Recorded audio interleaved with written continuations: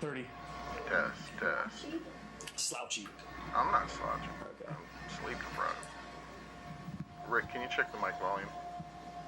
Have we connected to the Facebook And Live yet? 15. Goodbye. Bump in A over B. B is a SOT. A is a bump. 10, 9, 8, 7, 6, 5, Showtime, 4, people. 3, 2, 1. Playing it.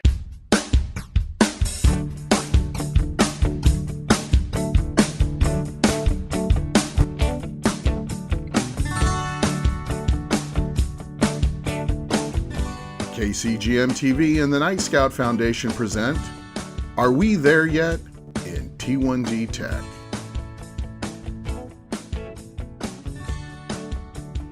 Tonight's episode is Racing with an Artificial Pancreas. Tonight our guest is Type 1 Diabetes warrior Christopher Lewis. Christopher is a thriving Type 1 diabetic who was diagnosed March 2009. In 2013, he married his beautiful wife Lacey, and they have 4 fur babies and currently reside in Beaumont, California. They enjoy doing yoga, going to the beach, and hanging out with family in Lake Arrowhead. Christopher works as a system developer for Stater Brother Markets and has been with the company in various roles over the last 13 years. He is also the current president of the Porsche Club of America for the Riverside region, a nonprofit car club, and is currently serving his 3rd term as president. Christopher loves motorsports and has been running time trial and time attack racing events since 2007. He daily tracks his Porsche 911 and recently started cup racing with a Porsche Boxster. Christopher's motto is, Type 1 diabetes is a lifelong, 24-hour endurance race that you can never win, but strive to lead every lap. Ladies and gentlemen, please welcome to our live stream, Christopher Lewis. Good evening, Christopher. How are you doing tonight? Doing very well. Thanks for having me. Fantastic. So, world record, first time on an artificial pancreas, and member of our group, utilizing the do-it-yourself technologies. What is the biggest takeaway you have from the record that you just set and the life improvement that you just began? Well, I guess the biggest takeaway is that that we are not waiting. You know, we're gonna strive to live better lives and not have diabetes slow us down and take action and utilize the tools that we have to, for me, improve my my performance on the racetrack. And so it's just great to have the technology that we have, and taking that away and applying it in future events is going to be awesome. If you look into the left-hand box, we've got the race footage with his blood glucose. The last lap where he set the course record and came in first in class has an overlay with GPS showing where he is on the track, and so this race cam is going to play on the side. Every once in a while you'll hear someone talking or the car revving. It's just great that as a community we can build these do-it-yourself artificial pancreases and show the industry that, look, we're doing it, and we're going to thrive whether or not you bring this out on the market or not. So it's just great. One of the interesting things that I saw on the blood glucose was the adrenaline starts before you get into your vehicle. It was like 159, straight arrow up. Definitely, it builds up for sure, especially when I'm sitting on the pit road getting ready to roll out there. It starts shooting up for sure. So it was cool to see. Now, on the race cam, you're taking off. Explain to us how that takeoff is. You're all lined up sideways. You're going at breakneck speed, and there's like a guy standing there. How does he not get run over? Oh, when we're coming out of the pits and he's telling us which side we're going to grid on. Right. Yeah, definitely. He has to wear earplugs too, because all the cars zooming by him could get rather loud. So, yeah, he's basically telling us which side we're going to start on. So I believe I was on the right side, and then we do one warm-up lap, and then we get all gridded up and get ready to watch that green flag fly and pedal to the metal, you know? So, how long have you been racing? What did you start with? How has T1D affected your race career? When did you tell people that you were a type 1 diabetic? Well, I started prior to being diagnosed with type 1 diabetes. I was diagnosed in 2009, and I actually started doing time trial and time attack events in 2007. And I was running my Subaru WRX at the time.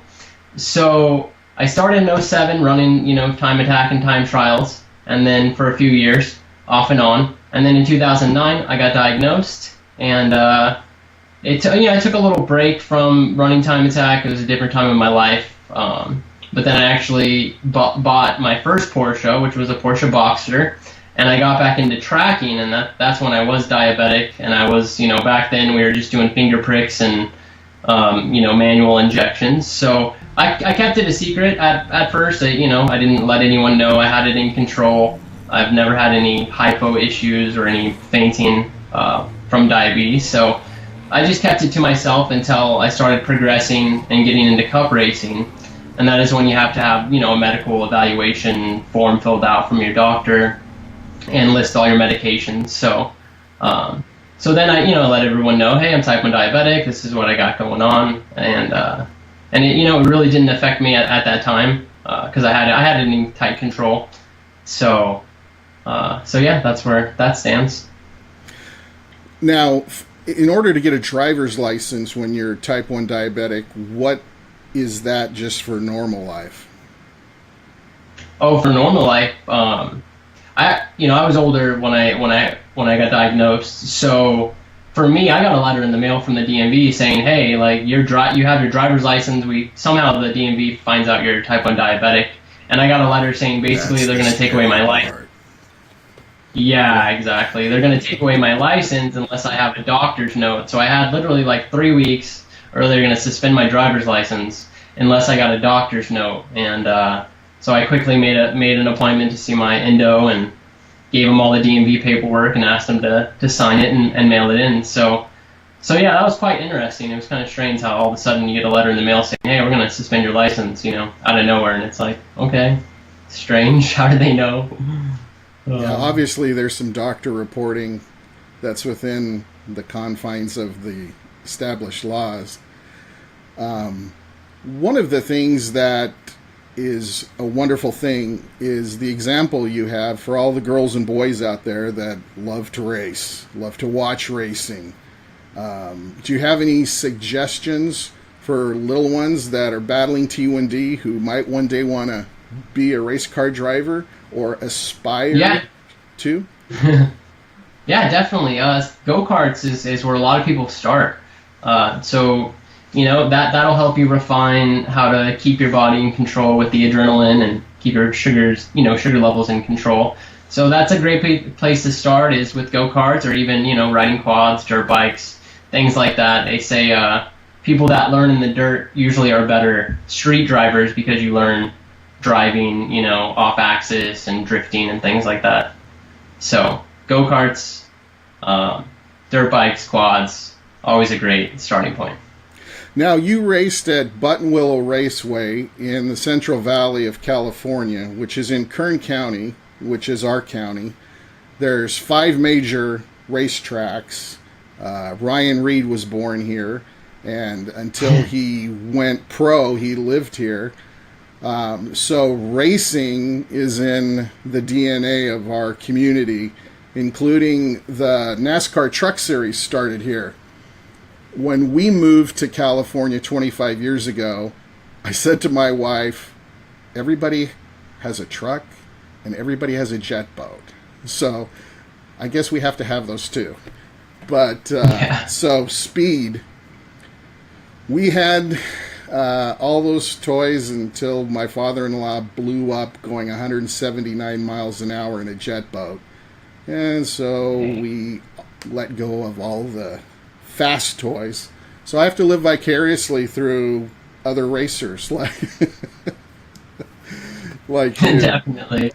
Yeah. So I mean, it happens. It's definitely a risk. When you start out with carts, and then they graduate to what? We actually have some people in our group that. What's the cart with the roll cage? What's the next step up? The cart with the roll cage? Well, usually people go from karting to like Spec B class, which would be like Ford Focuses, the Miatas, the low horsepower momentum cars. So that's usually a good entry level, or those of us that, daily drive and have relatively, not quite sports cars, but still performance cars like the WRXs and the Ford Focus STs. When you sign up to race, does everyone get like an evolution? What do you mean? The car. Oh. When you sign up to race, does everyone get a car? I wish. Your question? One of the things, if you were in the feed of CGM in the Cloud the day that you raced, you saw that there was a major wreck. And there was a little video that I put together of that, because I was like 20 feet from there, and I was following you to the driver headquarters, and all of a sudden I just heard, it was the quietest crash. I turned around, and there's a Porsche like this going through the trees. And I looked at that, and I was pretty amazed that the instructors were saying, oh, you just have to expect you're going to have to just walk away from a vehicle. It's like anytime you race, that could just happen. And I was looking at that going, all right, well, how does everyone fund this? Yeah, exactly. There is performance insurance you could buy for the track weekend. It's really expensive. A lot of people don't do it because you're basically, if you don't crash, you're burning $4,000 for 2 days. But if you do crash, you got your rig covered. So it's just a big, game of roulette. Some of us play, some of us don't. But starting out in the high performance driving schools, if you drive your street car and you do have insurance, some insurance cover driving schools. So that's always a good place to start, because then you don't have to worry about, well, what if I crash and I ruin my car? At least you're covered through your own insurance. But that's definitely something you want to look into. And with a lot of people crashing, they've been starting to exclude the high performance driving events under your coverage. So yeah, I thought about investing in insurance, but you just tone it down a notch, and you hope no one crashes into you or goes off track in front of you. So, but yeah, it's definitely a risk, man. So if you have any questions for Chris, you can just start typing them in, and we'll pick from them as we go along. Now, when you first started racing, you raced for a diabetes team, correct? Yeah, actually, 2015, I got picked up by a team called Drive for Diabetes. And they take aspiring type 1 diabetics who want to make it professional, and they do some development driving with you, and they get you racing professionally. So that was 2015, so they sent me out to the Mecca of North Carolina, and I did some driver development with them, and I was hoping to debut at the end of 2015. But unfortunately, the team ran into some troubles. One of the other type 1 diabetics crashed a car, which, definitely hurts the budget. So unfortunately, I didn't get to make my professional debut, but I'm still out there, boots on the ground, running with Porsche Club and, getting my seat time and my experience. So wonderful. But it was fun. It was a cool team to be a part of, and more things still may develop with that in the coming years. All right, we have a first question from Samantha Merwin from Logan, who's up past his bedtime. Hey, shout out to Logan. How you doing, buddy? He wants to know how long you've had type 1 diabetes. It was 8 years this March 3rd exactly. 8 years. Wow. So we've only been in the mix 1 year longer than you. Almost exactly a year longer. Now, we got another question from Deneen Moberly. She says, how did you learn about Nightscout? I learned about Nightscout when I first started on my Dexcom G4 in December 2014. So on Instagram, I was hashtagging Dexcom and how amazing it was. And I ended up coming across a post that showed a Pebble watch with the blood sugars on it. And I was like, this is amazing. What is Nightscout? What is this? I could totally benefit from having my blood glucose on my watch. So Instagram, believe it or not, that is how I learned about Nightscout. And a few weeks later, I had it up and running, and it was amazing. It was a blessing. Yeah, the only thing larger than the thrill of seeing remote monitoring for the very first time, especially years ago when we had to build it, was the looping, the closed loop. And the closed looping was a mountain high compared to the original thrill, because it just meant 100-fold more.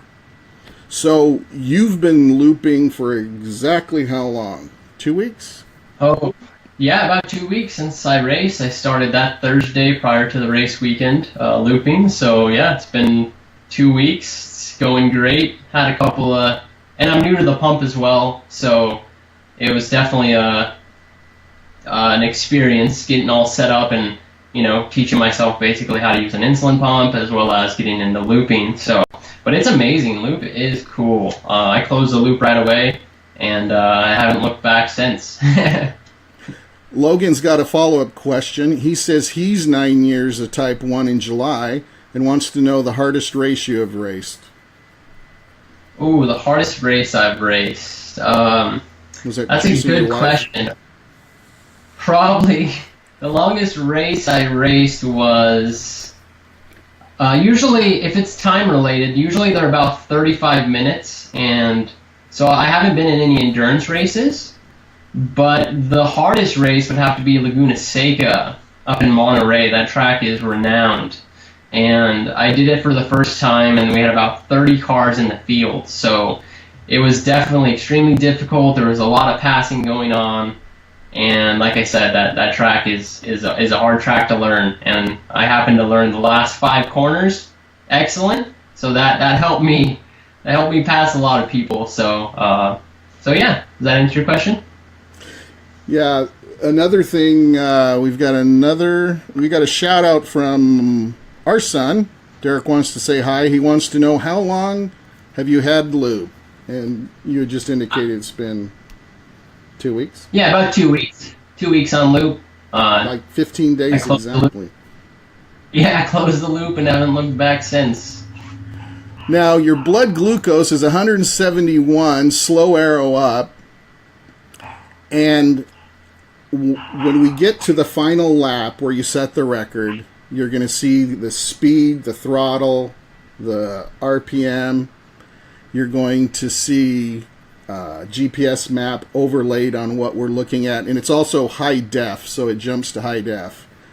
And we're going to get audio on it, so once we hear that, you can just describe what the thoughts going through your mind. I know you were chasing 2 cars, so you were well in the front of the pack, and just at the last straightaway corner you passed the second guy, and the other guy, who was in a higher class, he had to have been massive motivation, because you were just hauling, and that's the lap where you set the track record.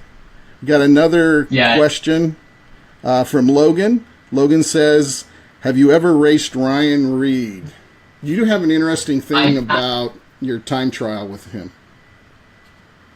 Oh, I haven't raced Ryan Reed, but when I was with the Drive for Diabetes team, Ryan raced the same car that I was in on the same racetrack. And for me, I was only a second off his time, and it was my first time in that car on that track, and Ryan Reed was there previous months prior to me going there. So I haven't raced him officially, but I did compete on the same track with him in the same car. So that was pretty cool. I hope to race them in my future. I know they're here right now at Fontana Speedway. I was gonna maybe pop by and see if they'd let me race them. So. Now, Deneen's got another question. Have any of your fur babies figured out how to help alert you about highs and lows before looping? I've wondered that. Sometimes when my sugar is low, my dog, has a tendency to like snuggle up with me and claw at me. So I don't know if that's because he knows my sugar is low or if he just wants to cuddle up. But I've been starting to pay more attention to that. So that's interesting. So yeah, I haven't quite figured out if they can tell, but I'll have to pay more attention to it. Yeah, service dogs, you can do scent training, but how many dogs do you have? How many cats? We have 4 dogs. We have one Chihuahua, the oldest, and then we have 3 Japanese chins. And they're a family. We bought 2 Japanese chins and then we bred one, so we have a small pack. So yeah, 3 Japanese chins and 1 Chihuahua. Nice. Now, I met Christopher shortly before, probably September 2015, when you came across the finish line and posted that picture. And then you were our invited speaker at Anaheim Friends for Life that year, which was great. And if anyone has ever seen us at a conference, you're not going to be able to miss the Chris poster. It's one of our favorites. That's awesome. I'm glad to travel around with you, too. I wish I could made it in person to more events, but that's cool to have me, out there with you guys on the poster. That's awesome. So, what is the most difficult thing that you find post-loop? And what's the best thing? Post-loop, when I was racing, it was very difficult fighting the adrenaline spikes because I'm out there on the track. I could see on my watch that I'm cresting 200. I try not to let it get to my head too much, but everyone knows when you get high, you start to get a little groggy and, you're not thinking as you should. So that was always the difficult part. And then once I get off of tracking for my 30-minute session or so, I'd have to take insulin and then hope that now I'm not going to hypo. But then as soon as I got back out there, I'd spike again. So it was just this up and down battle of fighting, my sugars all day, especially around lunchtime, because now I need to take insulin and eat. And then the adrenaline and the food, it's just, it was a constant battle. So now with Loop, it's hands off. I go out there and Loop sees me, my blood sugar start to increase. It bumps up my temp basal and keeps me below, 170, 180, 150 towards the end of my race session. So it's definitely, that is a huge perk for any diabetic to have, a closed loop system. And I got a little concerned though about the heat because I wear a full fire suit and it can get pretty hot in the car. So I was getting worried about, the insulin overheating, as the day progressed, but I didn't have any issues with that. So that was awesome.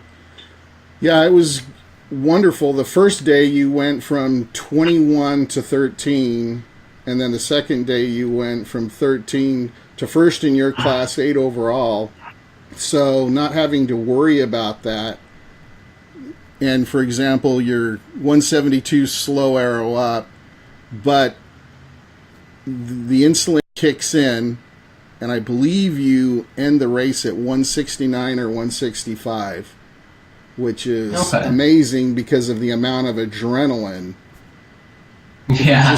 If you just look at you out there ripping through that track. Yeah, in fact, right now, you're now 169 steady, and we're just about to go high definition.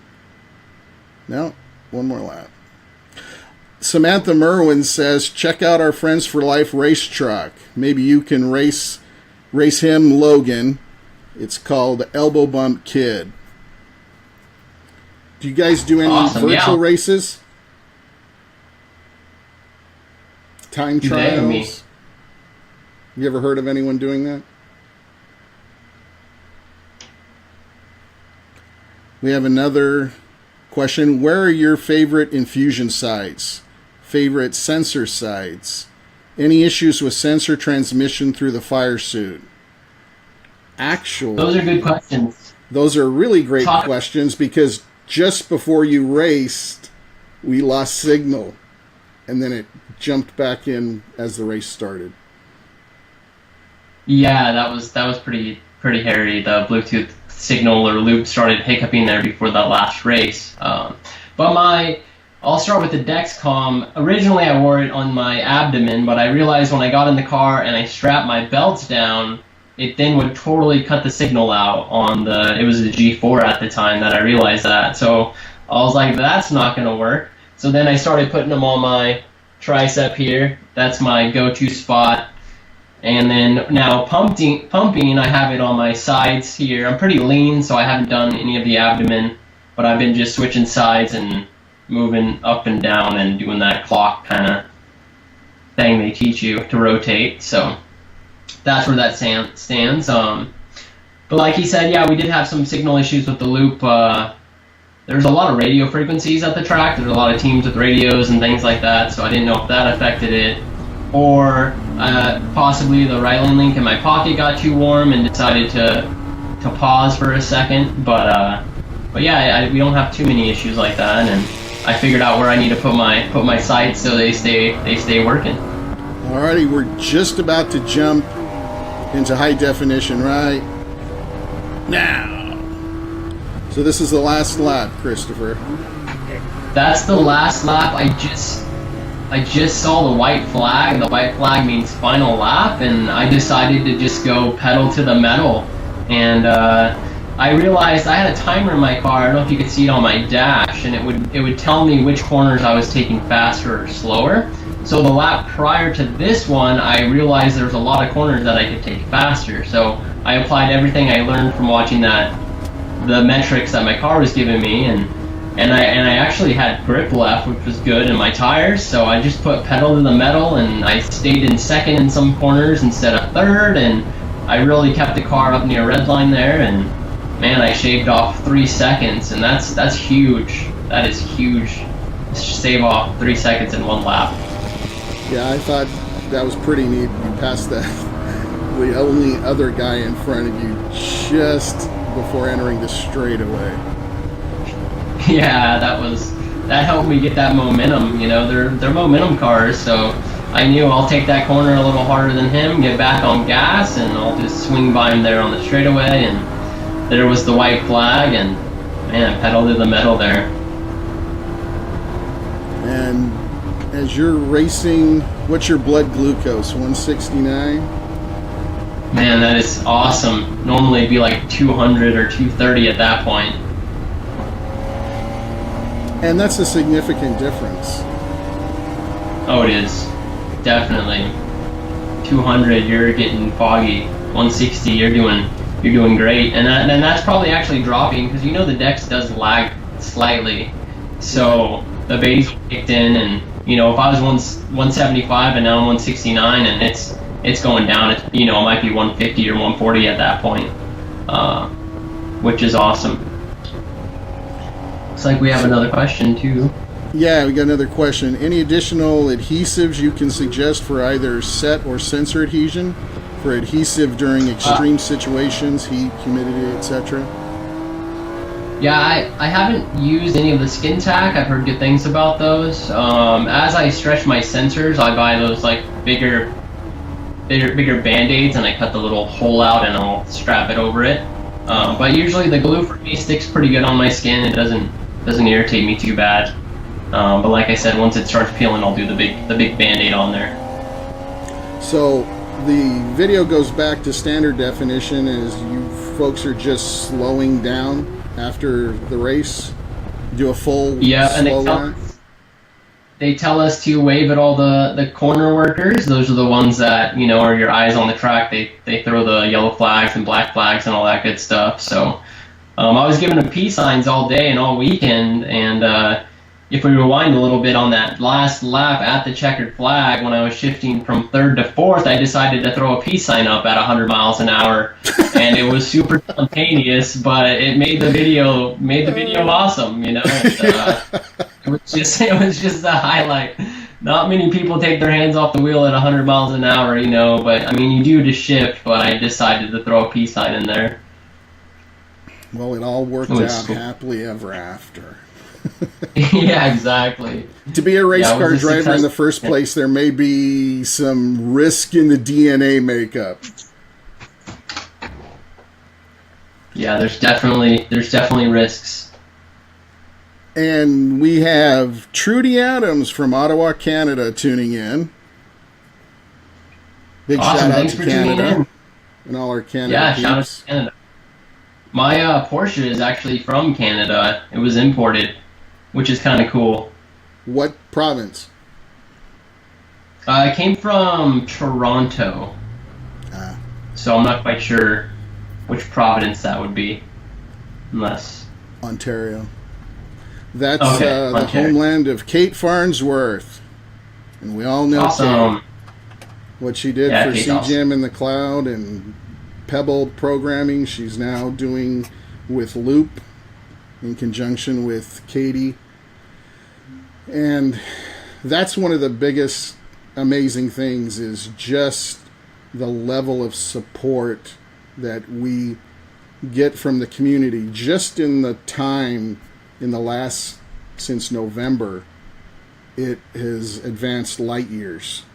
The install process for both OpenAPS, which we're starting tomorrow. So, here we got the screen, world's first race car driver with a closed loop, first in class. And you ended 165 steady. He did not wait. Hashtag, he did not wait. Well, That that's was fantastic. awesome. Do we have any other Really? comments from the group?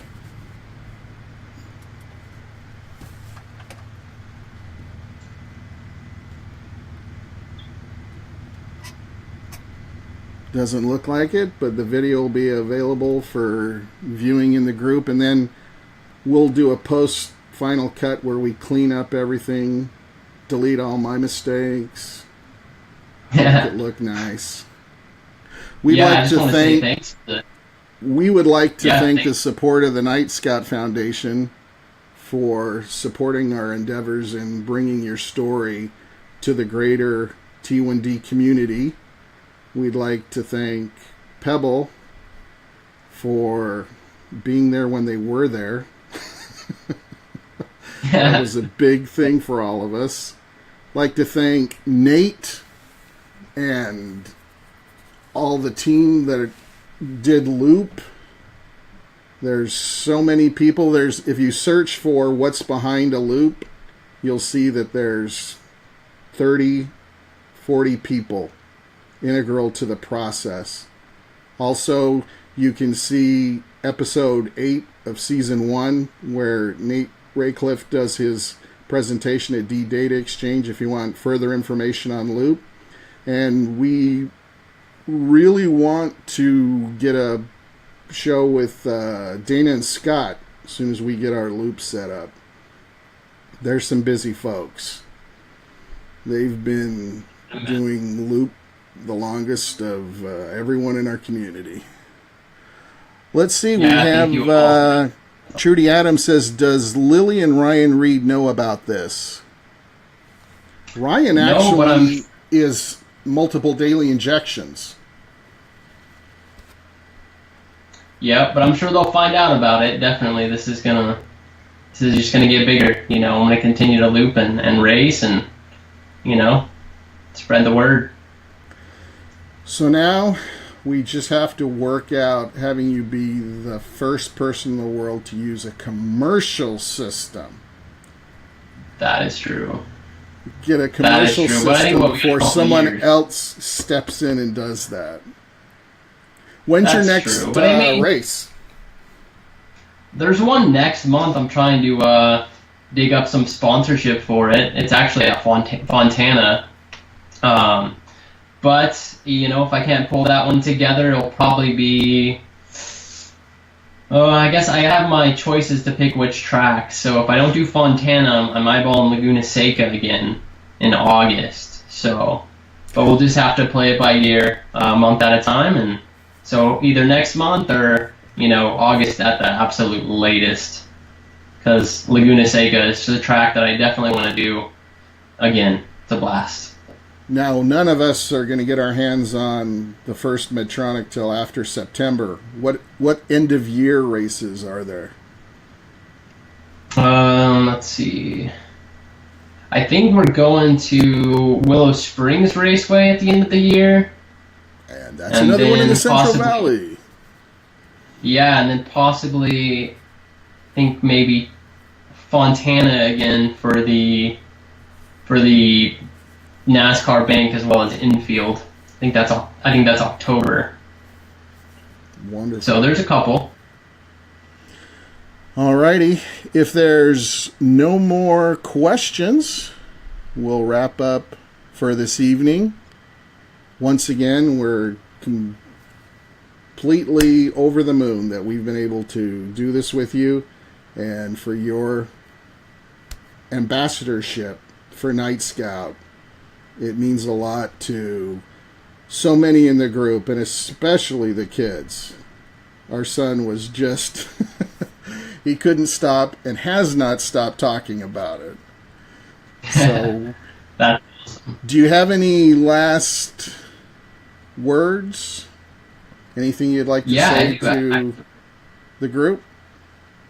Yeah, you know, diabetes can be stressful, and it could definitely keep you down, but there's a lot you can do with diabetes. You know, you don't want it to slow you down, and you just want to stay positive and use that negative energy you get from diabetes and apply it to positive things, and you'll be surprised how, you know, how the outcome will be when you just look at it from a positive attitude and you take that negative energy and you just apply it to positive momentum, and it's really awesome. So do what you love and don't let it slow you down, and keep on going, you know.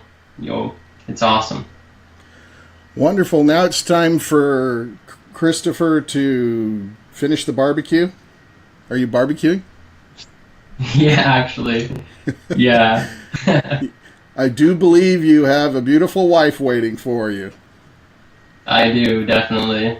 Alrighty. Thank you again, Christopher. Have a good evening. Thanks for having me. Pleasure to be here.